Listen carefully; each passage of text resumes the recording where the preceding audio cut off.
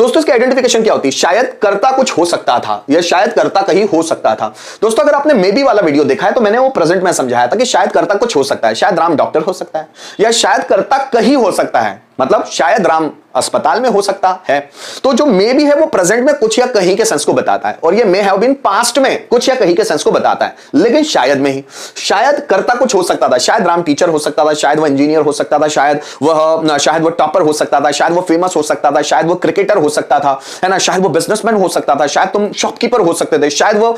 वो आर्किटेक्ट हो सकता था, शायद वह प्रेडिक्टर हो सकता था, शायद